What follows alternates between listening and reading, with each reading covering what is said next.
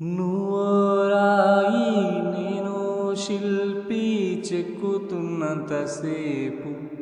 నిన్ను నేను చెక్కుతున్నంతసేపు ఆ తరువాత అంటారంతా నిన్ను దేవుడని నేను అంటరాని వాడిని. నువ్వో రాయి నేను శిల్పి చెక్కుతున్నంతసేపు నిన్ను నేను చెక్కుతున్నంతసేపు ఆ తరువాత అంటారంతా నిన్ను దేవుడని నేను అంటరాని వాడిని.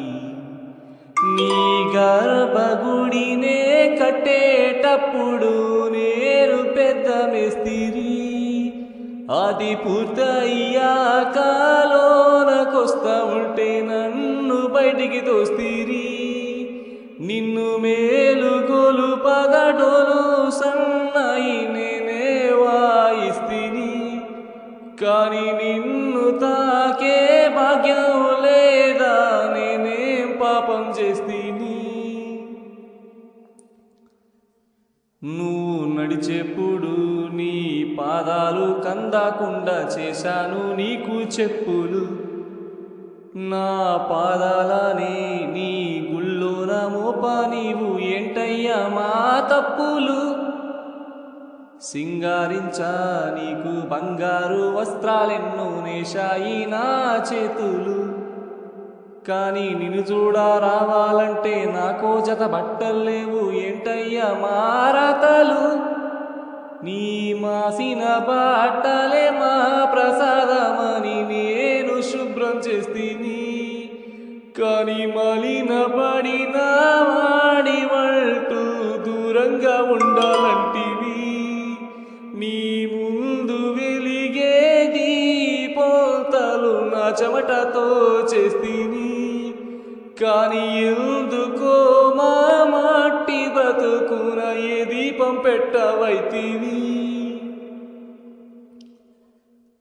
నోరేలేని మూగ జీవాలను గాయమాడి గోసివు గొంగడిస్తివి, ఇప్పుడు వాటికి మాకు ఏ తేడాలే లేవన్నట్టు సులకనగా వెనకబడేస్తివి. తల్లి పాల వంటి తాటి కళ్ళు గీసే మా గూసలు చూడవైతివి. 100 అడుగుల చెట్టే ఎక్కే మా కాళ్లకు నిన్నే మూసే భాగ్యాన్నే ఇవ్వవైతివి. నీ పల్లకి చేసిన చేతులకు పాచిక పుల్లైన ఇవ్వవైతివి. ఊళ్ళో అందరికీ నేనే క్షవరాలు చేస్తే నా బతుకే క్షవరం చేస్తివి. మా పుట్టుక బట్టి చేసే పారి బట్టి ఏవేవో పేర్లు పెడితివి. ఇప్పుడు ఉన్నోడు లేనోడంటూ తేడాలు చూపి నువ్వు కూడా మనిషి అయిపోతీవి. నువ్వు రాయి నేను శిల్పి చెక్కుతున్నంతసేపు నిన్ను నేను చెక్కుతున్నంతసేపు ఆ తరువాత అంటారంతా